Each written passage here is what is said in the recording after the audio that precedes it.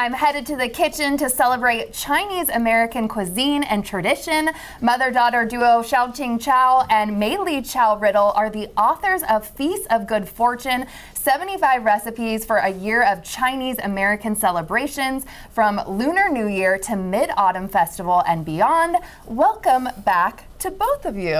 Thank you, Kelly. So good to be back. It's been a while. Oh my gosh, I'm so excited. I love a mother-daughter duo in the kitchen. So I'm so excited. What are we gonna make today?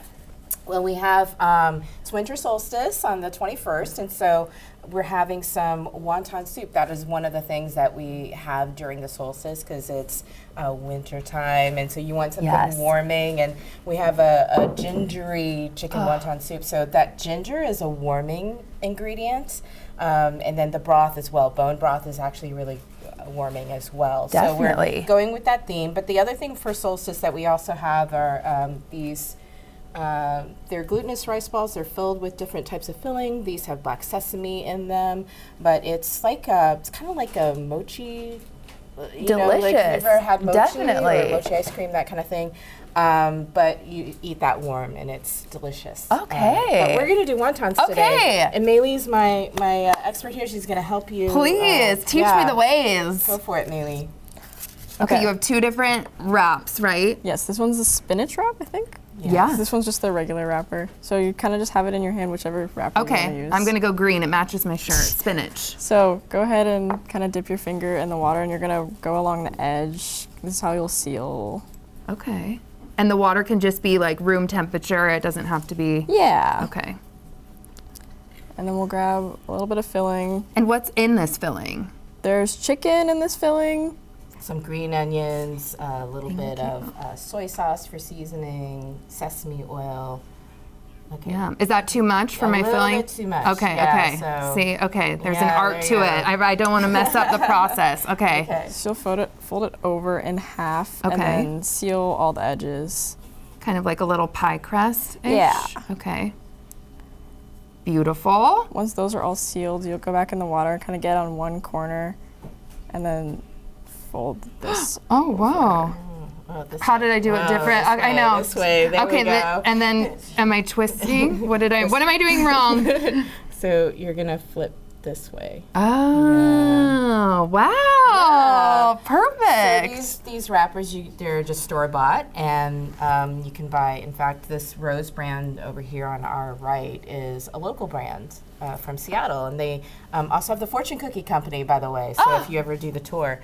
But yeah, there's different types. The spinach one you can also buy in the Asian markets as well. So fabulous. You know, it's green. We thought festive. It is festive. Christmas, holidays. And then when you're done wrapping those, what's the next process to like put everything together? After you're done wrapping those, you boil them and just for a few minutes, and then the broth you will have already made because it takes a while to make the broth, and then you put it together into a delicious bowl of warmth and then what do we have over here too? Is that something you add at the end as well? So I have some blanched baby bok choy just for a little bit of garnish.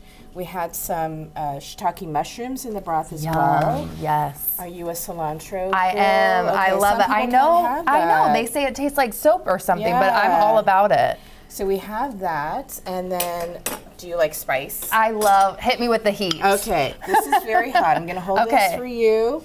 But you could add chili crisp or chili sauce. Chili crisps are hot today, so hot. Oh, do you see what I did there? I didn't even intend to. It's hot. Yeah, so you can add a little bit of chili crisp to your taste, and that is the soup. That is easy enough. I mean, you guys definitely had to help me. I kind of failed over there, but.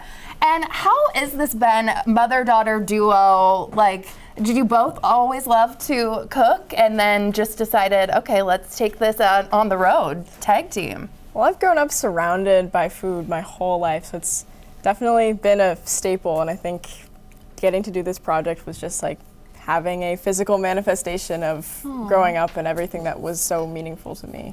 That's so amazing. And that's got to feel really amazing to hear. I know, I'm like, I'm going to cry. That's got to feel, and you two made this book then together, right? Yeah, this is actually my third book, but for this one, because it's holidays throughout the year and you want to pass on the traditions, you actually need somebody to actively take that on and practice the traditions as well. And I really just wanted to have some connection and include her voice, her generation's voice in the book as well, because I could talk till I'm blue in the face about do this way, do this recipe this way, but I also wanted to know like how the youth receive information. They're the TikTok generation, right? So everything's like fast, everything's scrolling. So if it's a book, how do they want to receive that information? So the book is really bright and lots of quick tips and things like that to sort of acknowledge that, Is it easy to follow? You feel like too, like for people that might not be, the most incredible chef, do you feel like it's very approachable too?